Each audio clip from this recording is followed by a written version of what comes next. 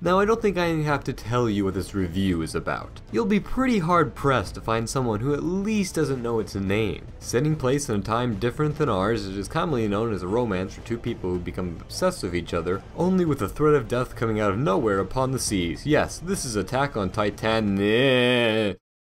Out of all the other anime out there, I'm sure it is safe to say that no other anime has received such a blast of popularity as Attack on Titan has. It really went far beyond the general anime community to pick up people for its fan base. Now it won't surprise me, this is a really good gateway anime for a lot of new anime fans. People have shown why it is such a huge hit, and I can definitely see why. Personally, like I've stated before, I believe that a lot of this anime's popularity is first generated from the amazing opening and its amazing hook. So, what do I think about the show?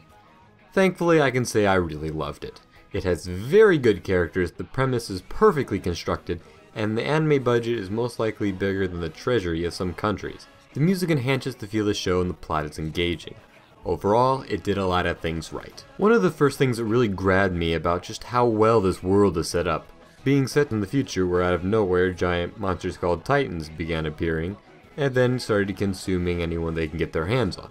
To protect themselves, humanity has built up giant walls to keep the Titans out, where the last stronghold that prevents humanity's extinction hides out. With this in mind, the Titans' presence are perfectly constructed by just showing how much of a threat they really are. To say that humanity is an underdog is being very optimistic, as they are pretty much as powerful to us as we are to bugs. Humanity can never go into battle without losing a very large amount of people. Heck, the first time we see the Titans in action, they come pouring through the walls as if they are invincible. This gives them such a strong weight and presence, as we know that most of the characters would be more likely to die than to live. I'm also so very grateful they didn't glance over the Titans' presence. Some of the scenes that I strongly remember are the ones revolving around death and destruction the Titans create. They quickly show this in the first episode, which I still remember from the very beginning. It's never just a small matter or a small side note. I mean, you get to see several people just break down at the knowledge that loved ones are gone. And not in a peaceful death, a very violent death too. It's not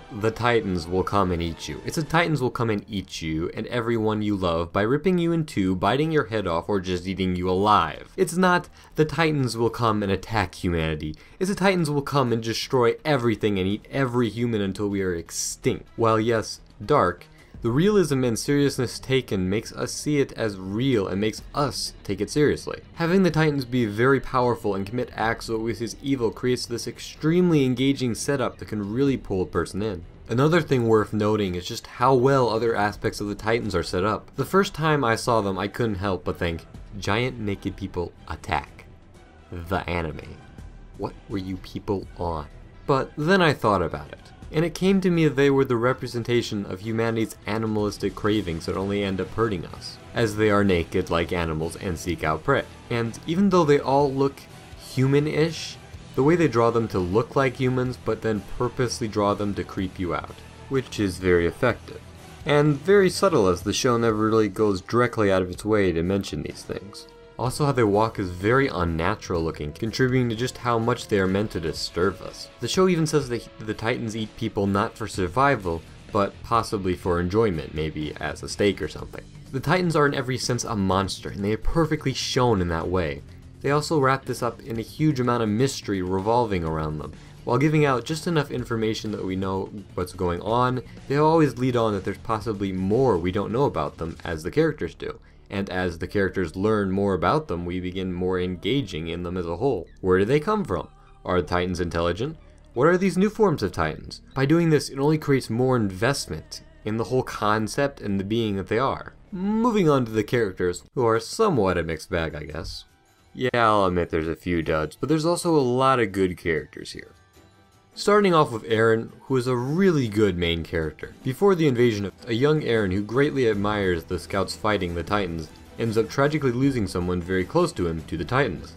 After this, he vows to not protect humanity, but rather slaughter every Titan that crosses my path. While dark, it's very realistic. His extreme passionate hatred of the Titans really contrasts to the hopeless state of humanity at the time. His emotional loss, our own desires of the Titans, after seeing what they do, and his true determination to stand up to the Titans who, most of the people would have an extreme fear of, even to the point of possibly dying, makes Eren a very likable and honorable character. It was also a very good idea to show that he isn't completely obsessed with the Titans. He isn't a perfect master at killing Titans, and a bit naive at times. And also, like any real person, he goes through the whole range of emotions. At times he's worried about his friends, or he's being an ideal hopeful soldier, or at other times completely consumed with rage against the Titans. It is also very smart that this raw passion can't and doesn't always save him. But by having him fail several times, it makes more tension as we know that he can fail, but we still want him to succeed.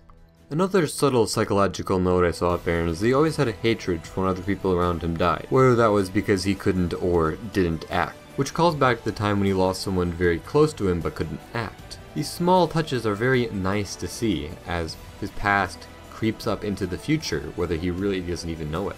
The last thing about his character has going for him is a power he later discovered. Not only did it fit well with his passions, but it did have a real mystery to it, just like the Titans. Every time he uses it, which is very sparingly so that it doesn't get dull, you know things are about to get intense. Bottom line, they did a really good job of Eren. Perfect? Nah.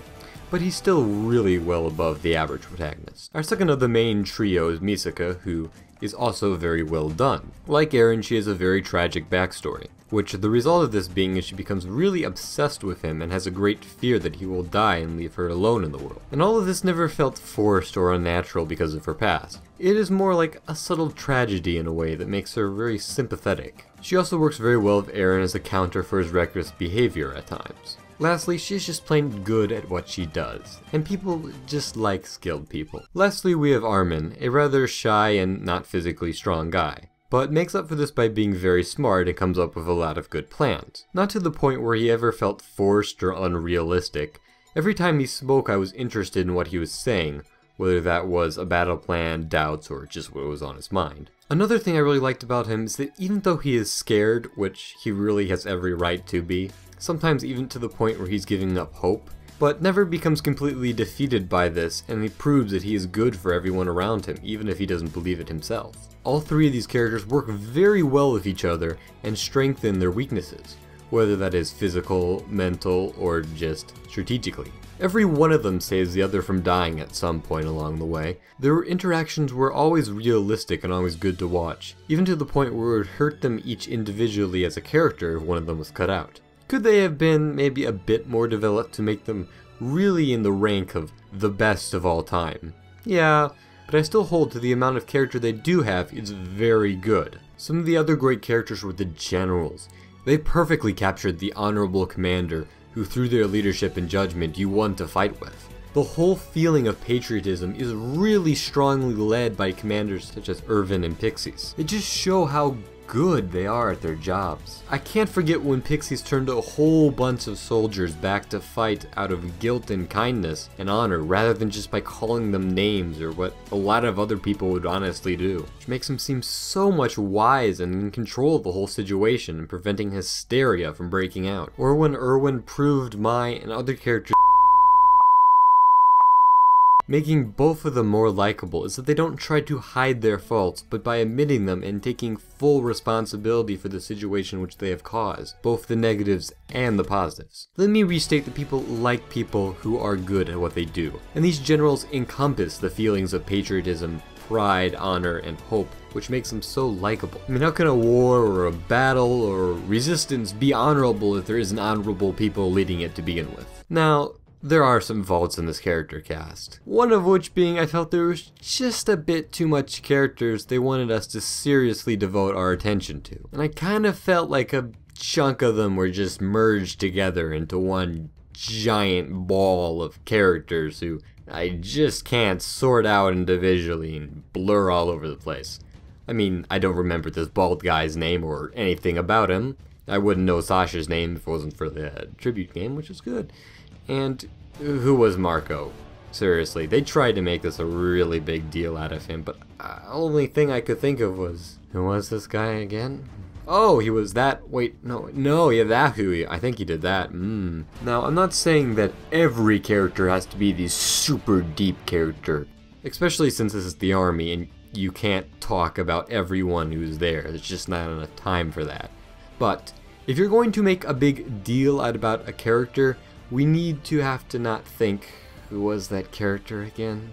Although I don't think this is an extreme problem, since there are a lot of more interesting characters that are given more focus, and the less interesting characters I kind of push to the back. One last character I feel I should talk about is my favorite character, and I assume a lot of fangirls too, which is Levi. With Attack on Titan's setting, a character like Levi being very cool and collected nicely contrasts the average guy who would be losing their mind, to be honest. Now let me state, this is how you properly write a quote-unquote cool guy. Instead of foolishly thinking what makes a character cool is showing only one emotion, but rather they were much more smart by still showing emotion, but only being very subtle about it. The scene where Levi is looking over his fellow fallen soldiers is extremely atmospheric, by showing emotion without words, but rather by his expression, which definitely leaves a strong lasting impression, by showing his emotions without having to break his character. Also, having some mystery to him makes him much more interesting. We don't really get to see him until halfway through the show, which during we hear people talk about how strong he is and how he's a hero, which can really get us thinking about, well, who is this guy? I'd like to see him. Even better, all these claims are really shown to be true. When Levi finally does go all out, it really shows a sense of skill far beyond we have ever seen by any other soldiers before. By not completely revealing his past and creating more mystery, it really creates a strong sense of investment in him. Also to mention, having a few quirks can also add to a character. Levi also has a lot of speeches for the people around him, mainly Eren, which shows that he relates to other people's perspectives and is honest about it, but still gives out wise advice that he thinks they need to hear. He is really everything a good weathered soldier represents, by showing a very large amount of experience, skill, and smarts, all wrapped up in a cool and collected person, which makes it very hard not to enjoy his presence and every time he's on screen. If you were going to ask me what part of Attack on Titan stands out the most, that would easily be the beautiful animation. I really wasn't kidding with the joke about the size of the animation budget. Every single frame looks beautiful. Every background is extremely well detailed. The art direction is amazing. The fight scenes are, hands down, the best I have ever seen in anime, in my opinion. No costs were cut. Even if I didn't know who the characters were, and I didn't know anything about the plot whatsoever, I still couldn't pull myself away from the screen. Any fan of animation owes it to themselves to watch this, if not for the animation alone. I'm dead serious. It's the best gripping animation out there. Also, to complement it, the music is a perfect side to the show. My rule of thumb is that if I recognize that there is a soundtrack and it doesn't just bleed into the back stretches of my mind, and I remember the songs, it's a good soundtrack, which is definitely the case here. All the songs fit perfectly with the scene and the mood the show is trying to show. Now, unfortunately, with all the positives, this show does have some problems. Not so bad that they're really huge, but still, problems are problems. Remember when I said that the Titans are supposed to represent the flaws of humanity, and that was kind of subtle how they did it, and I like that. But the ways they showed this in humanity wasn't always that subtle or natural. To be fair, there were some good scenes revolving around hysteria, and how it felt justified by the mental effects of the Titans would put on the people. Although there were definitely a few scenes that felt shoehorned in. First of all, do they really have to have the people opposed to the fight against the Titans as the most basic and generic bad guys? I mean, there's an evil rich man who just loves money because evil people love money, ooh. And get this, oh, and I kid you not, there's wall cultists. Yes, they worship the wall. Really. They just felt like they were there because the writers said they need to be. Now, a much smarter move would be to give them motivation, and if you say that their motivation is evil, they are poorly written, which is the case. Now show me a reason that is legitimate to why they act or how they think. Show us their mind, maybe even make them feel sympathetic or feel pity or just some motivation that isn't one single word and is never expanded on at all. It really feels fake and disconnected with reality, to be honest. Is it too hard to show that perhaps, maybe, and I'm just going to throw this off the top of my head, perhaps the rich man doesn't want to lose money because he's feared starving from his past, or perhaps he has a hatred with his father who failed to keep his family fed and has a really strong distaste for the world. I mean, that could be justified, or perhaps he feels that he would be taken advantage of without his wealth and power, or maybe he feels that he can use his wealth and power for good and he has to have it to change the world, and even if that means killing people. And as for the wall cultist, perhaps he is just really tired of all the death and what he sees as people throwing their lives away. Maybe even have him be an ex-soldier. Either of these motivations still arguably don't lead to a good goal, but it's a believable motivation that makes them not feel contrived. Is it really that hard just to think of a little something, a little tidbit, something at all that would make them feel less force? I mean, the scenes of these guys sometimes just come out of absolutely nowhere. But to be fair, the bad ones don't appear enough that this isn't really much more of a nitpick. But is it a missed opportunity? Definitely. Now, overall, the plot is done very well. It has a very steady trail of events. Most episodes effectively end on a good cliffhanger, making the show very easy to end up marathoning. An invested anime is an addictive anime, but just remember what the sun looks like, okay? Another point which makes the plot really engaging is how it slowly feeds you more and more of the mysterious world around you, such as what is the true nature of the Titans, what is and how does Eren's power work, and everything with the female Titan, which was for sure the most tightly wrapped part of the show. With so much good suspense, tension, mystery, loss, all the good stuff. Oh yeah, that's good. It also knows how you would properly create good plot twists, with every single one of them having proper foreshadowing. Another thing which really makes the plot more enjoyable is the patriotism, as it creates a strong bond and unity with the soldiers. This makes the battles and loss of life feel more important. It also helps that they are created by the amazing generals. But even with this in mind, I'm also glad that they didn't make the government completely good or completely bad. Kinda like real governments. Well, unless you're in North Korea, that's all bad. Anyway, it has its bad branches, actions, and history at times, but still has some good action, goals, and intent that I didn't lose my support of them. Even if this was more because of the soldiers and the generals than directly the government officials. The hysteria with Eren's power is also very well presented and handled. Except with the evil rich guys and the wall cultists, though.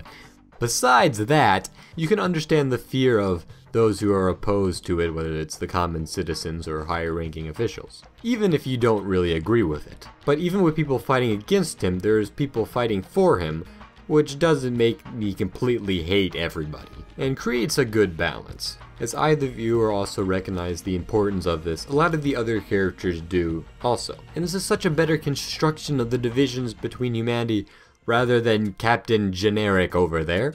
This is also presented with a sense of realism in the people. Some people love the power and see it as a savior, when others hate it and fearing that it'll just lead to unwanted deaths. I'm also glad that some people, after going a bit overboard, realize their problems and apologize. So much nicer that this quote-unquote weapon of war is not just a one-sided slam. So, overall, Attack on Titan was a really good anime for me, and I'm really glad to say that. Well, not perfect, with some of the characters lacking the motivation they needed. This is quickly overshadowed by the massive amount of good characters, the amazing animation, the intensive addictive nature of the story, all interfused in some of the best animation of all time. I cannot recommend this anime enough for any anime fan, or just anyone who really likes to watch something awesome. Whoa, it's Unslate time, let's do this, I'm hungry. Hey, you, what videos? Guess what, I have enough videos now that I don't have to recommend future videos, isn't that great? Hey, I bet you might like Attack on Titan, or possibly not, you could hate it, I'm not gonna judge. But would you like to know about the opening? The opening is cool. I bet you'll at least like the opening if you didn't like the show. Opening is good. Here, this video right here. You can click it, I talk about the opening, it's really good, so if you're upset that I didn't talk about it in this review and want to punch me, beat me up, please don't, video for you. Enjoy. Second thing, hey, I'm gonna recommend it again. Gurren Lagann review here for you. Enjoy. Fun times. Why am I always recording this when I'm just hungry for dinner?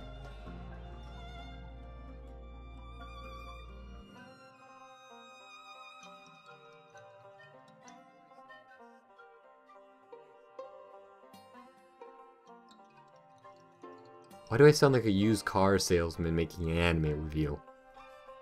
Food.